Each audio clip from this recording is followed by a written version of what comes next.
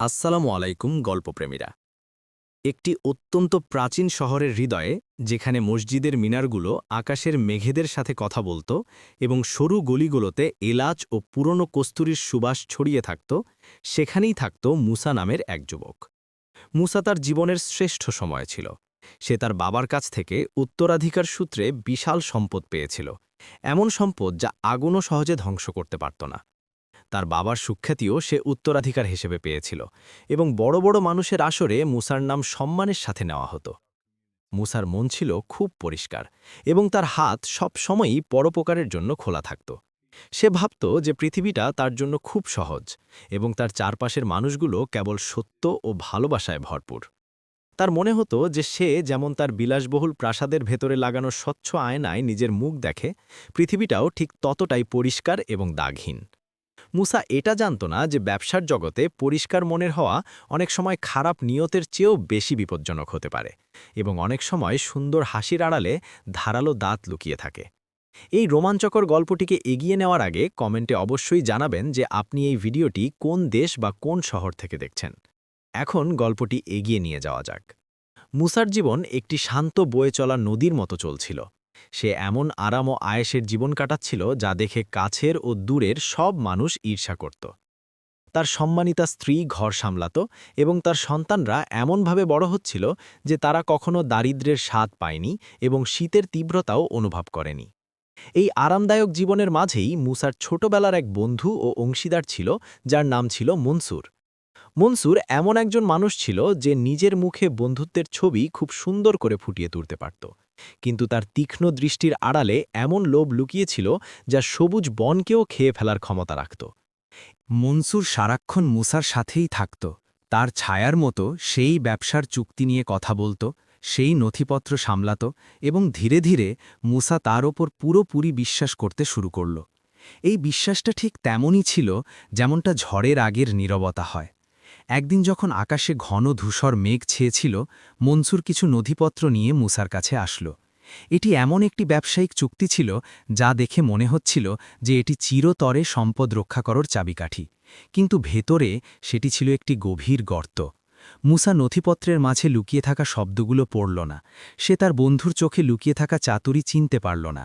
সে পূর্ণ বিশ্বাসের সাথে সেই কাগজগুলোতে নিজের মোহর লাগিয়ে দিল। মুসা ভাবছিল যে সে তার সন্তানদের ভবিষ্যতের জন্য বীজ বপন করছে, কিন্তু আসলে সে তার আর্থিক ধ্বংসের দলিলে স্বাক্ষর করছিল। কয়েক সপ্তাহের মধ্যেই তিক্ত সত্য সামনে চলে আসলো।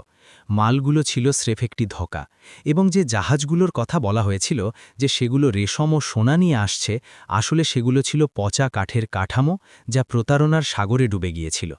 এরপর মুসার প্রাসাদের ওপর নির্দয় ঝড় আছড়ে পড়ল। মনসুরের চাতুরিতে হওয়া ঋণের বোঝা মুসাকে বাধ্য করল সব কিছু ছেড়ে দিতে। সেই প্রাসাদ বিক্রি হয়ে গেল, যেখানে একসময় তার সন্তানদের হাসি প্রতিধ্বনিত হতো। তার মূল্যবান ঘোড়াগুলো বিক্রি হয়ে গেল, আরামদায়ক আসবাবপত্র খোলা বাজারে নিলাম হয়ে গেল। পুরনো বন্ধুরা নীরব হয়ে এসব দেখতে থাকল। কারো চোখে ছিল ঈর্ষা, আর কারো চোখে লুকিয়ে থাকা আনন্দ। আর মনসুর, সে হঠাৎ এমনভাবে গায়েব হয়ে গেল যেন সে কখনো ছিলই না। মুসার জীবন এক পলকে ওলটপালট হয়ে গেল।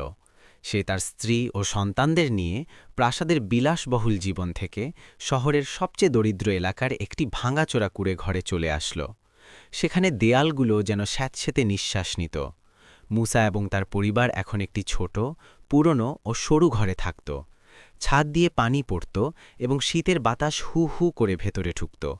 সূর্য যেন তাদের শুধু উকি দিয়ে দেখে দ্রুত চলে যেত। মুসার মন ব্যথায় ভরে গিয়েছিল। শুধু টাকা হারানোর ব্যথা নয়, বরং তার স্ত্রীর চোখে ভাঙনের ছাপ দেখেও তার কষ্ট হতো, যে তার চোখের পানি আড়াল করার চেষ্টা করত। সে তার সন্তানদের রেশমি কাপড়ের বদলে তালি দেওয়া পুরনো কাপড়ে ঢেকে রেখেছিল।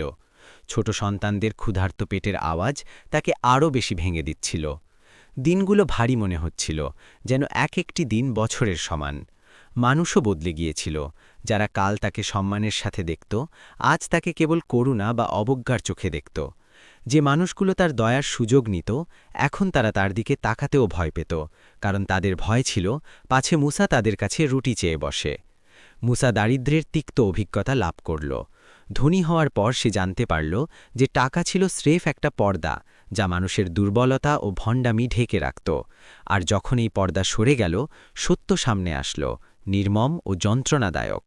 একদিন এমন আসলো যখন মুসার ঘরে খাওয়ার মতো কিছুই অবশিষ্ট রইল না। সে তার সন্তানদের জন্য এক টুকরো শুকনো রুটিও জোগাড় করতে পারল না। সে ঘরের অন্ধকার কোণে বসে পড়ল, নিজের মাথা 2 হাতে চেপে ধরল। তার ছোট মেয়ের কান্নার আওয়াজ তার বুক চিরে গিচ্ছিল। অসহায়ত্ব তার আত্মাকে ভেঙে দিচ্ছিল এবং হতাশা তার বুকে চেপে বসছিল। এই চরম ভেঙে পড়ার মুহূর্তে মুসার তার বাবার শেষ উপদেশের কথা মনে পড়ল। সেই দিন যখন তার বাবা অসুস্থ ছিলেন এবং কাপা হাতে একটি ছোট কাঠের বন্ধ সিন্দুকের দিকে ইশারা করেছিলেন। তিনি বলেছিলেন যে এটি ততক্ষণ খুলবে না যতক্ষণ না দুনিয়া তোমাকে অতিষ্ঠ করে তোলে এবং সব পথ বন্ধ হয়ে যায়। সেই সিন্দুকটি মুসার কাছেই ছিল। সে এটি কখনো বিক্রি করেনি এবং এটি সাবধানে ঘরের একটি ঢিলেঢালা চাটাইয়ের নিচে রাখা ছিল। মুসা উঠে দাঁড়াল, যেন কোনো ডুবন্ত মানুষ খড়কুটো আঁকড়ে ধরছে। তার হার্টবিট বেড়ে গেল। প্রতিটি পদক্ষেপে আশার এক একটি কিরণ ঝলমল করছিল। সে চাটাই সরিয়ে সিন্দুকটি বের করল, যা ধুলায় ঢাকা ছিল। নিজের কাপা হাতে ধুলা পরিষ্কার করল। চোখে আশার উজ্জ্বলতা ছিল। মুসা ভাবছিল যে তার বাবা হয়তো তার জন্য এখানে কোনো মূল্যবান রত্ন বা অনেক ধনসম্পদ লুকিয়ে রেখেছেন, যা তাকে এই কঠিন পরিস্থিতি থেকে বের করে আনবে এবং তার হারানো সম্মান ফিরিয়ে দেবে। কাঁপা হাতে সে ঢাকনা খুলল, তার নিঃশ্বাস আটকে গেল এবং চোখ বড় বড় হয়ে গেল, কিন্তু খুশি বা বিস্ময়ে নয়, বরং ধাক্কা খেয়ে এবং অবাক হয়ে। সিন্দুকটি খালি ছিল, শুধু একটি পুরনো ধাতব আংটি ছাড়া। এটি সোনা বা রূপার ছিল না, বরং মরিচা ধরা লোহার একটি টুকরো ছিল। আংটিটি জং ধরা ছিল এবং দেখে কোনো দামি জিনিস মনে হচ্ছিল না, যেন এটি রাস্তার পাশে পড়ে থাকা কিছু।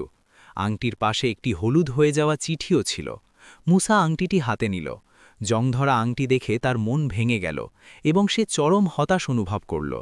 এটাই কি সেই উত্তরাধিকার? এটাই কি সেই জিনিস যা তার বাবা কঠিন সময়ের জন্য বাঁচিয়ে রেখেছিলেন? একটি লোহার টুকরো, যা একটা রুটিও কিনতে পারবে না। মুসা চিঠিটি খুলল। বাবার কাপা হাতে লেখা ছিল, বাবা, এই আংটিটি বিশ্বাসের। এর আসল দাম এর রূপে নয়, বরং এর আসল ধাতু, এবং এটি যারা চেনে তাদের কাছে। মুসা চিঠিটি বন্ধ করল। তার চোখ দিয়ে ধীরে ধীরে পানি পড়তে থাকল। তার ফ্যাকাশে মুখ আরও ম্লান হয়ে গেল। তার মনে হল দুনিয়া আরও সংকুচিত হয়ে আসছে। হয়তো তার বাবা তাকে বিনয় শেখাতে চেয়েছিলেন, কিন্তু সময়টা ছিল বড় কঠিন। ছোট সন্তানের ক্ষুধা উপদেশ বোঝে না। মুসা আংটিটি দুঃখ ও হতাশার সাথে দেখল। সেইটি তার আঙুলের মাঝে ঘোরাল, জংয়ের প্রতিটি অংশকে ঢেকে দিয়েছিল। এখন তার কাছে কোনো উপায় ছিল না। ক্ষুধা ছিল নির্দয় এবং কারো কাছে অনুমতি নেয় না। মুসা চোখে জল নিয়ে সিদ্ধান্ত নিল যে সেই লোহার আংটিটি সকালে বাজারে নিয়ে যাবে। হয়তো কেউ এটি কিনবে এবং 2-1টি টাকা পাওয়া যাবে, যা দিয়ে সে তার সন্তানদের রুটি কিনে দিতে পারবে। মুসা জানত না যে এই জংধরা আংটি শহরের ভাগ্যই বদলে দিতে চলেছে। ভোরের প্রথম আলো যখন কুড়েঘরগুলোর উপর পড়ছিল, মুসা তার ছোট ঘর থেকে বের হল। সে যেন নিজের পিঠে পুরো দুনিয়ার বোঝা বয়ে নিয়ে যাচ্ছিল। কনকনে বাতাস তার মুখে বিঁধছিল। তার সন্তানদের খালি পেটের আওয়াজ এখনও তার কানে প্রতিধ্বনিত হচ্ছিল, যেন দুঃখের কোনো ড্রাম বাজছে এবং তাকে অজানা পথে ঠেলে দিচ্ছে। সে তার তালি দেওয়া পকেটে হাত দিয়ে সেই ঠান্ডা লোহার আংটিটি অনুভব করল। এই আংটিটিই ছিল তার শেষ আশা, যদিও সে জানত যে এটি এক টুকরো রুটির দামও রাখে না। মুসা আগের সেই সড়কগুলো দিয়ে হেঁটে চলল, যেখান দিয়ে একসময় সে নিজের তেজি ঘোড়ায় চেপে যেত। মানুষ তাকে সম্মানের সাথে পথ ছেলে দিত। আজ সে মাথা নিচু করে চলছিল, দেওয়ালের ছায়ায় নিজেকে লুকিয়ে রাখছিল, যাতে কারো অবজ্ঞাপূর্ণ নজর তার ওপর না পড়ে। ওভেন থেকে টাটকা রুটির সুবাস আসছিল, যা তার নাকে এসে বিঁধছিল এবং ক্ষুধার আগুন আরও বাড়িয়ে দিচ্ছিল। অবশেষে সে স্বর্ণকারদের বাজারে পৌঁছল, যেখানে সোনা রূপার ছটায় জায়গাটি ঝলমল করছিল। দোকানদারদের হাতে কয়েনগুলো নাচছিল এবং ছোট হাতুড়ির আওয়াজে গয়না তৈরি হচ্ছিল। মুসা কিছুক্ষণের জন্য বাজারের প্রবেশপথে থামল। সে তার ছড়িয়ে ছিটিয়ে থাকা শক্তিকে সঞ্চয় করার চেষ্টা করছিল। গর্বের ছায়া দূর করার জন্য দীর্ঘশ্বাস নিল। তারপর ধীরে ধীরে পা বাড়িয়ে বাজারে ঢুকল। চোখ এদিক ওদিক খুঁজছিল, এমন কোনো অপরিচিত মুখ যাকে সে চেনে না, যে তারই সস্তা জিনিসটি কিনে নেবে এবং তার নাম বা পরিচয় সম্পর্কে কিচ্ছু জিজ্ঞেস করবে না। সে একটি ছোট স্বর্ণকারের দোকানের কাছে গেল। স্বর্ণকারটি যুবক ছিল। মুসা খুব ধীরে ধীরে নিজের পকেট থেকে আংটিটি বের করল, যেন নিজের হৃদয় বের করে দেখাচ্ছে। মুসা আংটিটি নিয়ে প্রথম দোকানে গেল এবং সেটি কাঠের টেবিলের ওপর রাখল। আংটিটি জং ধরা এবং এর রং ছিল কালচে। উজ্জ্বল সোনা রূপার মাঝে স্বর্ণকারের চোখে এটি খুব কুৎসিত মনে হচ্ছিল। স্বর্ণকার আংটিটিকে ঘৃণার চোখে দেখল। তারপর সে মুসার ছেঁড়া কাপড় এবং দুশ্চিন্তাগ্রস্ত মুখ দেখল। হাতের ইশারায় তাকে বুঝিয়ে দিল যে এই দোকান ফালতু বা বাজে জিনিসের জন্য নয়। স্বর্ণকার কোনো কথা বলেনি, কিন্তু তার ঘৃণাপূর্ণ দৃষ্টি হাজারো শব্দের চেয়ে বেশি তীক্ষ্ণ ছিল। মুসা আংটিটি দ্রুত তুলে নিল। লজ্জায় তার মুখ লাল হয়ে গেল। সে তখনই সেখান থেকে দূরে চলে গেল, যাতে কেউ দেখতে না পায় কি ঘটেছে। এরপর সে দ্বিতীয় ও তৃতীয় দোকানে চেষ্টা করল। প্রতিবারই ফলাফল একই ছিল: নীরব অবজ্ঞা, উপহাসপূর্ণ দৃষ্টি এবং কঠিন প্রত্যাখ্যান। কিছু পুরনো ব্যবসায়ী যারা আগে মুসার প্রশংসা করত, এখন তাকে দেখামাত্রই মুখ ফিরিয়ে নিচ্ছিল। তারা তাদের গ্রাহকদের নিয়ে ব্যস্ত হয়ে পড়ল।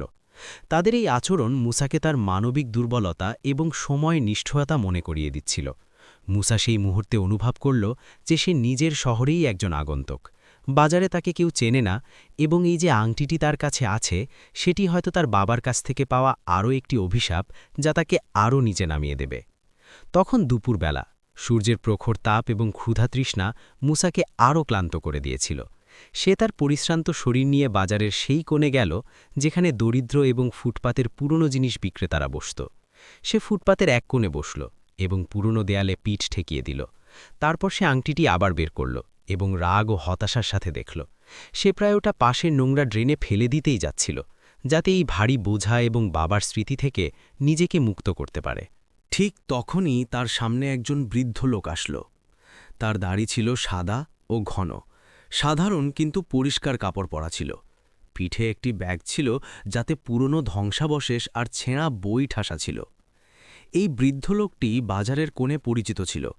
মানুষ তাকে তার বুদ্ধি এবং পুরনো দুর্লভ জিনিসের শখের জন্য জানত। সে সব সময় পুরনো জিনিসের মধ্যে জীবন এবং গল্প খুঁজে পেত।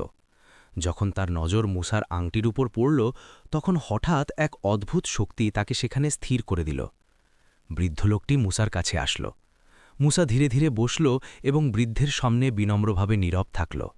বৃদ্ধ কাপা হাত বাড়িয়ে আংটিটি দেখার ইচ্ছা প্রকাশ করল। মুসা কিছুটা ইতস্তত করল, ভাবল এই বৃদ্ধের এই জংধরা লোহার আংটি কি কাজে আসবে। কিন্তু তারপর সে বৃদ্ধের উষ্ণ দয়ালু চোখের দিকে তাকাল এবং আংটিটি তার বলি রেখাযুক্ত হাতে তুলে দিল।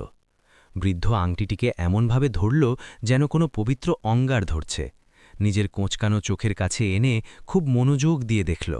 সে আংটিটি ডানে বামে ঘোরাল এবং এর খাঁজগুলো নিজের মোটা আঙুল দিয়ে অনুভব করল। তারপর বৃদ্ধ তার ঝুলি থেকে একটি ছোট পশমি কাপড় এবং একটি ছোট বোতল বের করল। বোতলে আঠালো তরল ছিল, যার গন্ধ ছিল তীব্র। সে আংটিটি ধীরে ধীরে এবং ধৈর্যের সাথে পরিষ্কার করতে লাগল, যেন কোনো এতিম শিশুর চোখের পানি মুছিয়ে দিচ্ছে। মুসা এসব বিরক্তি আর হতাশার সাথে দেখছিল। সে ভাবছিল বৃদ্ধ এখনই আংটিটি ফেরত দিয়ে বলবে যে এটি বেকার, এর কোনো দাম নেই। কিন্তু বৃদ্ধের প্রতিটি নড়াচড়ার সাথে সাথে জং ধীরে ধীরে খসে পড়তে লাগল, যেন সময়ের স্তরগুলো পরিষ্কার হচ্ছে। আংটির আসল রূপ ধীরে ধীরে ফুটে উঠতে লাগল। এটি সোনালি চমক ছিল না, বরং কালো মজবুত ধাতুর চমক ছিল। তার ওপর অদ্ভুত ও সূক্ষ্ম নকশা ভেসে উঠল, যা মুসা আগে কখনো দেখেনি। বৃদ্ধের মুখ হঠাৎ বদলে গেল, চোখ বড় হয়ে গেল এবং কাঁপতে লাগল। সে নিজের আঙুল দিয়ে সেই চিহ্নগুলো ছুঁয়ে ধীরে ধীরে মুসার দিকে তাকাল। এখন তার দৃষ্টি কেবল একজন পথচারীর মতো ছিল না, তাতে ছিল সম্মান, ভয় এবং বিস্ময়, যেন সে কোনো মহান রহস্যের মুখোমুখি হয়েছে। বৃদ্ধ আংটির ওপর খোদাই করা চিহ্নের দিকে ইশারা করল। চিহ্নে একটি নিখুঁতভাবে তৈরি দাড়িপাল্লা ছিল এবং তার নিচে দুটি আড়াআড়ি তলোয়ার। এই চিহ্ন কেবল এই শহরের বাণিজ্যিক ইতিহাসের জানকাররাই চিনতে পারত। বৃদ্ধ ইশারা ও অঙ্গভঙ্গির মাধ্যমে মুসাকে বোঝাতে লাগল এবং ধীরে ধীরে তার কাপা কণ্ঠে বলল, এই আংটি কেবল সাজসজ্জা বা ব্যবসার জন্য নয়, এটি দামাস্কের দুর্লভ লোহা, যা কখনো ভেতর থেকে জং ধরে না, বাইরে যত ধুলোই জমুক না কেন। আর এই শহরে এই আংটির মালিক কেবল একজনই। সে এমন একজন মানুষ যার কাছে বাজারের সব চাবিকাঠি এবং ব্যবসায়ীদের সিন্দুকের নিয়ন্ত্রণ থাকে। সে যাকে সবাই ভয় পায় এবং যার আনুগত্য সবাই চায়। সে বাজারের শাহাবন্দর, সবচেয়ে বড় এবং প্রভাবশালী নেতা, যে কয়েক দশক ধরে ব্যবসার সিংহাসনে বসে আছে। মুসার ধমনীতে রক্ত যেন জমে গেল। ছবিটা ধীরে ধীরে তার সামনে পরিষ্কার হয়ে গেল। এই আংটিটি তার বাবার ছিল না, এটি একটি বিশাল দায়িত্ব এবং জামানত ছিল যা একজন শক্তিশালী মানুষ তার বাবার কাছে রেখে গিয়েছিল। মুসা এখন বুঝতে পারল যে এই আংটি কেবল সাধারণ লোহার টুকরো ছিল না, বরং এটি একটি রহস্য ও শক্তির প্রতীক। মুসা বুঝতে পারল যে তার বাবা আগেও ব্যবসায়ীদের ঋণ দিতেন যাতে তাদের ভুলগুলো শুধরে নেওয়া যায়, কিন্তু সে কখনো ভাবেনি যে এখন শাহবন্দর নিজেই ঋণ গ্রহীতা হবে, সেই মানুষটি যে আজ শহরের অর্ধেক অংশ নিয়ন্ত্রণ করে। মুসা সেই মুহূর্তে বুঝতে পারল যে তার বাবা তাকে অমর সম্পদ দেননি, বরং একটি হাতিয়ার এবং প্রাচীন প্রতিশ্রুতি দিয়েছিলেন। সবচেয়ে ক্ষমতাবার মানুষের সামনে এই আংটি কেবল লোহার টুকরো ছিল না, এটি ছিল আশার সেই দরজা যা তার জন্য চিরতরে বন্ধ মনে হচ্ছিল। মুসা আংটিটি আবার নিজের হাতে ধরল। এবার তার আর এর শীতলতা বা ভার অনুভব হল না, বরং তার শিরায় শক্তির উষ্ণতা দৌড়াতে লাগল। সে বৃদ্ধের দিকে তাকালো এবং কৃতজ্ঞতা ভরা দৃষ্টি দিল। এই বৃদ্ধ লোকটিই ছিল সেই দূত যে তার অন্ধকারকে আলোতে বদলে দিয়েছিল। মুসা উঠে দাঁড়াল। সে তার কাঁধ থেকে হতাশার ধুলা ঝেড়ে ফেলল। এখন তার নজর আর ছোট স্বর্ণকারের দোকানগুলোর দিকে ছিল না।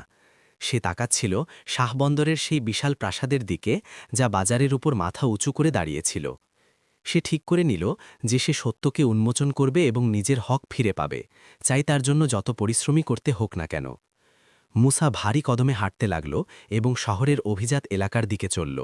সেখানে উঁচু উঁচু প্রাসাদ ছিল যা মেঘের সাথে পাল্লা দিত। বাতাস পরিষ্কার ও শীতল ছিল এবং সেখানে দারিদ্র্য ও ক্ষুধার দুর্গন্ধ ছিল না। রাস্তাটি ছিল কঠিন এবং চড়াই। সে যত শাহবন্দরের প্রাসাদের কাছে যাচ্ছিল তার হার্টবিট তত বাড়ছিল, যেন যুদ্ধের দামামা বাজছে। এটি ভয় ছিল না, বরং এক অজানা আশা ও নিরাশার মিশ্রণ ছিল। তার হাত পকেটে সেই লোহার আংটির উপর শক্ত হয়ে বসল, যেন তার ভয় হচ্ছে এই একমাত্র আশাটুকুও কোথাও হারিয়ে না যায়, যেমনটা আগে তার সব সম্পদ হারিয়ে গিয়েছিল। অবশেষে সে শাহবন্দরের প্রাসাদের বিশাল ফটকে পৌঁছাল। এটি আবলুস কাঠ দিয়ে তৈরি এবং তামা দিয়ে নকশা করা ছিল। দরজার সামনে বড় বড় সিংহের মূর্তি ছিল যাদের মুখ খোলা। সৈন্যরা হাতে অস্ত্র নিয়ে দাঁড়িয়েছিল, তাদের চোখে কোনো দয়া ছিল না, মুখগুলো ছিল পাথরের মতো শক্ত। মুসা যখন তার ছেঁড়া কাপড় আর ক্ষুধার্ত মুখ নিয়ে কাছে আসল, সৈন্যদের ধারানো বল্লম তার পথ আটকে দিল। তাদের নজর তাকে পুরো ঘিরে ধরল। তারা কথা না বলেই যেন বলছিল, ভিখারির এখানে কোনো কাজ নেই, পেছনে হটো। কিন্তু মুসা পেছনে হটল না। সৈন্যদের ঘৃণাপূর্ণ দৃষ্টির সামনে সে ভেঙে পড়ল না। সে তার বাবার স্মৃতি এবং লোহার আংটি থেকে এক অদ্ভুত শক্তি পেল। ধীরে ধীরে এবং স্থিরভাবে হাত উঠাল, আংটিটি বড় সৈন্যটির চোখের সামনে ধরল। সেই মুহূর্তে সৈন্যটির চোখের ঘৃণা ভয়ে বদলে গেল, কারণ সে সেই চিহ্নটি চিনে ফেলেছিল যা স্পর্শ করার সাহস কেউ করত না। যেমনই সৈন্যটি আংটির উপর খোদাই করা চিহ্ন দেখল, সে এক কদম পিছিয়ে গেল এবং তার বল্লম নামিয়ে নিল। সে সম্মান দেখাচ্ছিল আংটিটির প্রতি, মুসার প্রতি নয়। সে বিশাল দরজা খুলে দিল, এই ভিখারির জন্য পথ করে দিল যার পকেটে ক্ষমতার চাবিকাঠি ছিল। মুসা প্রাসাদের আঙিনায় প্রবেশ করল। সেখানে লোবান, আগরবাতি ও মৃগনাধির সুবাস ছড়িয়েছিল। সে ফোয়ারাগুলোর কুলকুল শব্দ শুনতে পাচ্ছিল যা বাগানের মাঝে বয়ে যাচ্ছিল। সে শীতল মার্বেল পাথরের মেঝের ওপর পা রাখল, যেখানে তার প্রতিবিম্ব নড়তে দেখা যাচ্ছিল। সে নিজেকে এই আভিজাত্যের মাঝে খুব তুচ্ছ অনুভব করছিল, কিন্তু সে মনে করল যে তার বাবাও এখানে একসময় মাথা উঁচু করে হাঁটতেন। সে নিজের কাঁধ সোজা করল এবং সামনে বাড়ল। সে বড় হলের দিকে এগোল। হলের দরজা খোলা ছিল এবং ভেতর থেকে হালকা হাসি, ফিসফাস আর কফির কাপের টুংটাং শব্দ শোনা যাচ্ছিল। মুসা হলে প্রবেশ করল। আওয়াজগুলো ধীরে ধীরে শান্ত হয়ে গেল। এক গভীর নীরবতা নেমে আসল। হলে শহরের সব গুরুত্বপূর্ণ ব্যবসায়ী ও প্রধান ব্যক্তিরা বসেছিলেন। তারা মথমল ও রেশমি সোফায় বসেছিলেন। প্রধান আসনে বসেছিলেন শাহবন্দর, এক গাম্ভীর্যপূর্ণ ও প্রভাবশালী ব্যক্তি, যার দাড়ি ছিল সাদা ও পরিষ্কার এবং দৃষ্টি ছিল প্রখর, যেন তিনি বাজারের সিংহ। কিন্তু মুসার রক্ত তখন টকবক করে উঠল যখন সে দেখল যে তার সেই প্রতারক বন্ধু মনসুর শাহবন্দরের ডানে বসে আছে। সে শাহবন্দরের কানে কিছু ফিসফিস করছিল আর হাসছিল। মনসুরের গায়ে ছিল সবচেয়ে দামি পোশাক ও গয়না, যা মুসার চুরি করা টাকা দিয়ে কেনা হয়েছিল। সবার নজর মুসার উপর স্থির হল। মনসুর মুসাকে দেখল এক অদ্ভুত অহংকার ও বিস্ময়ের সাথে, যেন সে অতীতের কোনো ভূতকে দেখছে যা তার বর্তমানকে অস্থির করতে এসেছে। তার ঠোঁটে ছিল এক তাচ্ছিল্যের হাসি, শাহবন্দর তার ভ্রু কুঁচকে মুসার এই হিম্মত দেখে অবাক হলেন। মুসা ধীরে ধীরে হলের মাঝে এগিয়ে গেল। সে মনসুরের দিকে তাকাল না। ব্যবসায়ীদের ফিসফাস ও ঘৃণা তাকে কোনোভাবেই বিচলিত করল না। সে শাহবন্দরের সামনে গিয়ে দাঁড়াল। তাদের মধ্যে দূরত্ব ছিল মাত্র কয়েক কদম। মুসা একটি শব্দ উচ্চারণ করল না। সে তার কাপা হাত খুলল এবং লোহার জং ধরা আংটিটিকে ঝাড়লণ্ঠনের আলোতে পরিষ্কারভাবে দেখাল। স্তব্ধতা নেমে আসল। সময় যেন থমকে গেল। শাহবন্দর প্রথমে সাধারণ চোখে আংটিটি দেখলেন, তারপর হঠাৎ তার চোখ বড় হয়ে গেল, মুখ ফ্যাকাশে হয়ে গেল। সে হঠাৎ উঠে দাঁড়ালেন। কফির কাপ হাত থেকে পড়ে গেল, কিন্তু তার সেদিকে কোনো খেয়াল ছিল না। সে নিজের আসন থেকে নিচে নেমে আসলেন। ধীর ও অস্থির কদমে এগিয়ে আসলেন। সব প্রোটোকল ও গাম্ভীর্য ভুলে গেলেন। মুসার এত কাছে আসলেন যে প্রায় ছুঁয়ে দিলেন। শাহবন্দর 2 হাত দিয়ে আংটিটি ধরলেন। সেটিকে নিজের চোখের সামনে নিয়ে খুব মনোযোগ দিয়ে দেখলেন। তারপর সেটি কপালে ঠেকিয়ে সম্মান প্রদর্শন করলেন এবং তার কঠোর চোখ দিয়ে অশ্রু গড়িয়ে পড়ল। হলে উপস্থিত সবাই স্তম্ভিত হয়ে গেল। সময় যেন থমকে গিয়েছিল। মনসুরের তাচ্ছিল্য ভরা মুখ ভয় ও আতঙ্কে ম্লান হয়ে গেল। কারো মাথায় ঢুকছিল না কি হচ্ছে, কিভাবে শহরের সবচেয়ে শক্তিশালী ব্যবসায়ী শাবন্দর একটি জংধরা লোহার আংটি ধরে এক দরিদ্র মানুষের সামনে কাঁদছেন। শাবন্দর মাথা তুললেন এবং মুসার দিকে তাকালেন, কিন্তু এখন তার দৃষ্টিতে অহংকার ছিল না, বরং ছিল ভালোবাসা ও কৃতজ্ঞতা। যেন এক বাবা তার হারানো ছেলেকে দেখছেন। তিনি নিজের 2 হাত বাড়িয়ে মুসাকে বুকে জড়িয়ে ধরলেন। এই দৃশ্যটি সব সামাজিক ও পদের দেয়াল ভেঙে দিচ্ছিল। শাহবন্দর ফুপিয়ে কাঁদলেন, যেন তিনি বছরের পর বছরের জমে থাকা কষ্ট এক পলকেই ধুয়ে ফেলছেন। এরপর তিনি ইশারা করলেন এবং মুসাকে নিজের পাশে বসালেন। তিনি আংটিটি উঁচিয়ে ধরলেন এবং মুসার দিকে ইশারা করে নিজের চোখের পানি ও আবেগের মাধ্যমে সত্যের কাহিনী শোনালেন। সবাই বুঝতে পারল যে এই আংটি স্রেফ কোনো ধাতু নয়, এটি ছিল লোহা ও রক্তের প্রতিশ্রুতি। শাহবন্দর মনে করিয়ে দিলেন সেই কঠিন সময়ের কথা, যখন বাজারে সবাই দেউলিয়া হয়ে গিয়েছিল। খোদ শাহবন্দরও হয়তো বন্দী বা দাসে পরিণত হতেন যদি মুসার বাবা সাহায্য না করতেন। তিনি অশ্রুসিক্ত নয়নে জানালেন যে রাতের অন্ধকারে মুসার বাবা আসলেন এবং নিজের সব ধন সম্পদ ও সোনা দিয়ে শাহবন্দরের ব্যবসা ও ইজ্জত বাঁচালেন। তিনি কোনো সাক্ষী বা কাগজ নিলেন না, কেবল প্রতীকী হিসেবে এই পুরনো লোহার আংটিটি রেখে দিলেন। তিনি বলেছিলেন, সোনা চলে যাবে কিন্তু লোহার প্রতিশ্রুতি থাকবে। এই আংটি পুরুষদের কথা, যা কখনো জং ধরে না। সবাই, এমনকি কাঁপতে থাকা মনসুরও বুঝতে পারল যে মুসা ভিখারি হয়ে আসেনি, সে এসেছিল তার হক বুঝে নিতে। তার বাবা তাকে দারিদ্র্য দেননি, বরং একটি লুকিয়ে রাখা ভাগ্য ও বীরত্ব দিয়েছিলেন, যা শহরের সবচেয়ে শক্তিশালী ব্যক্তির কাছে সুরক্ষিত ছিল। শাহবন্দর মুসার হাত ধরলেন এবং তাকে সেই হলের প্রধান স্থানে বসালেন যেখানে আগে মনসুর বসেছিল। তিনি মনসুরের দিকে আগুনের মতো তীব্র দৃষ্টি নিক্ষেপ করলেন। মনসুর তক্ষুনি পেছনে হটে গেল। শাহবন্দরের ভৃত্যরা দৌড়ে আসলো এবং পুরনো নথি ও রেজিস্টার নিয়ে আসলো। শাহবন্দর একটি পুরনো রেজিস্টার খুললেন এবং মুসা ও উপস্থিত লোকজনকে পুরনো দিনের লেনদেন ও অংশীদারিত্ব দেখালেন। মুসা জানতে পারল যে সে আসলে দরিদ্র ছিল না, বরং সে শাহবন্দরের সম্পত্তির এক গোপন অংশীদার ছিল। কিন্তু সবচেয়ে বড় মুহূর্তটি আসল যখন মুসা তার সেই প্রতারক বন্ধু মনসুরের দিকে তাকাল। সে শাহবন্দরের কানে নিচু স্বরে কিছু বলল এবং মনসুরের দিকে ইশারা করল। শাহবন্দরের মুখ রাগে ও শক্তিতে লাল হয়ে গেল। তিনি মনসুরের দিকে এমন দৃষ্টিতে তাকালেন যে মনে হল মাটি কেঁপে উঠল। মনসুর ঘামতে লাগল, তার হাত পা কাঁপছিল এবং শরীর থরথর করে কাঁপছিল।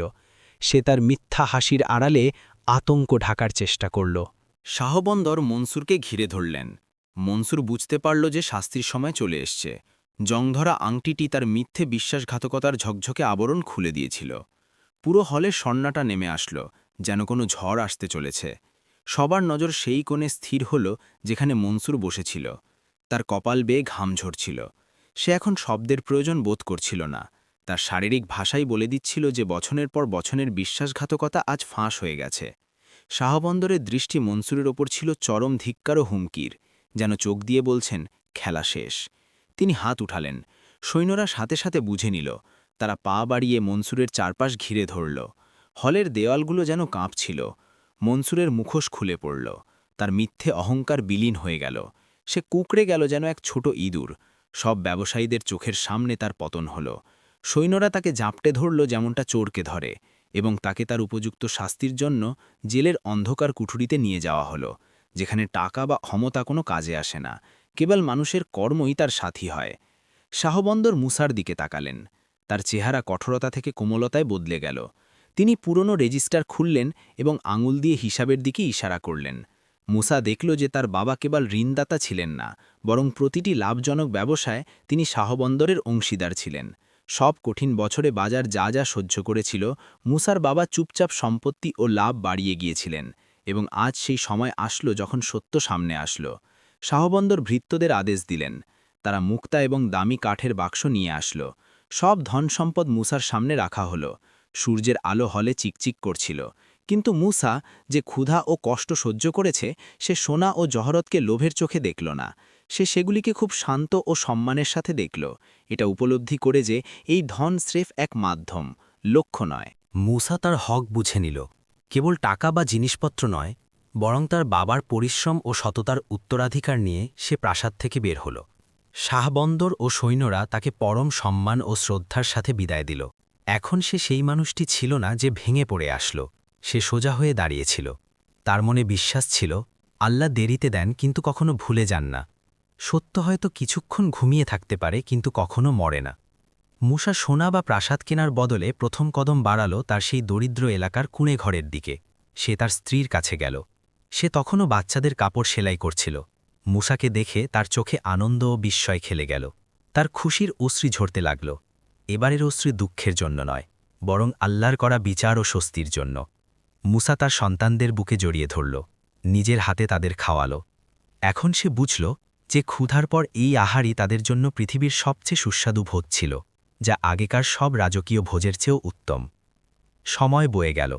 মুসা বাজারে নিজের জায়গা আবার ফিরে পেল। তার নাম এখন আগের চেয়েও বেশি সম্মানের সাথে নেওয়া হতে লাগল।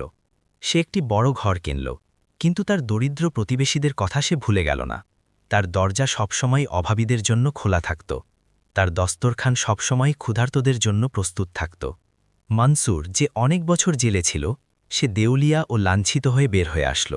সে বাজারে ঘুরে বেড়াত এবং মুসার সফলতা দেখে লজ্জিত হয়ে লুকিয়ে থাকত। এখন সে সবার জন্য এক সতর্ক বার্তা হয়ে গেল যে মিথ্যে আর ধোঁকা কখনো প্রকৃত সফলতা এনে দিতে পারে না। সবচেয়ে বড় শিক্ষাটি ছিল, মুসা তার বাবার আংটির সাথে কি করল। সে সেটি ফেলে দিল না বা কোনো বন্ধ বাক্সেও রাখল না, বরং সেটি তার নতুন হলের দেয়ালে মখমলের ওপর সাজিয়ে রাখল। প্রতিটি মেহমান সেটি দেখতে পারত।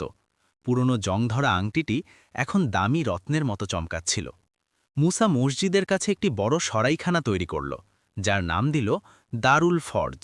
এটি ছিল সেই সব ব্যবসায়ী ও মানুষদের জন্য যারা জীবনে বড় বিপদে পড়েছে। সে তাদের সহজ শর্তে ঋণ দিত, যা কেবল তাদের সামর্থ্য অনুযায়ী শোধ করার সুযোগ থাকত। যখন কেউ তাকে জিজ্ঞেস করত যে তার জীবনের সবচেয়ে বড় সফলতা বা ব্যবসা কোনটি ছিল, মুসা সবসময়ই সেই আংটির দিকে ইশারা করত এবং তৃপ্তির হাসির সাথে উত্তর দিত। সে এখন বুঝে গিয়েছিল যে সোনা হারিয়ে যাবে, খ্যাতি মিটে যাবে, কিন্তু সত্য ও সততা কখনো যাবে না। এটাই ছিল আসল উত্তরাধিকার। আর এভাবেই মুসা, যে নিজের জীবনের শুরু সোনা দিয়ে করেছিল, প্রতারণায় পড়ে ধ্বংস হয়েছিল এবং জংধরা লোহার আংটির মাধ্যমে আবার উঠে দাঁড়াল, মানুষকে শেখানোর জন্য যে সততা হলো সেই ধন যা কখনো শেষ হয় না। যে জিনিসের বাইরে জংধরা মনে হয়, তার ভেতরেই কখনো কখনো সবচেয়ে খাঁটি রত্ন লুকিয়ে থাকে। আপনারা কি বিশ্বাস করবেন যে এক জংধরা লোহার আংটি ১০০ টন সোনার চেয়েও বেশি দামি প্রমাণিত হল? এখানেই শেষ হয় মুসার কাহিনী, সেই ব্যবসায়ী যে সবকিছু হারিয়েছিল এবং সততার আংটির মাধ্যমে সবকিছু দ্বিগুণ ফিরে পেল। শাহবন্দরের রহস্য উন্মোচিত হল, মনসুরের মুখোশ খুলে পড়ল, সত্য ও ন্যায়বিচার নিজের রাজত্ব দেখাল। মুসা কেবল তার সম্পদ ফিরে পায়নি, বরং নিজের জীবনের কষ্টগুলোকে অন্যদের জন্য আশীর্বাদে পরিণত করল।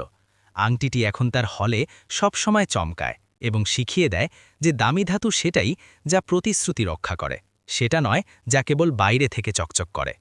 এটি ছিল বিশ্বস্ততা ও বিশ্বাসঘাতকতার এক কঠিন শিক্ষা এবং পরিশেষে সব অবিচারিতের জন্য স্বস্তি ও প্রশান্তির বার্তা। শিক্ষা এটাই যে আমরা যা রেখে যাই সেটাই আসল উত্তরাধিকার। তো প্রশ্ন হল, আপনি আপনার জীবনে কোন ভালো ছাপ রেখে যাবেন?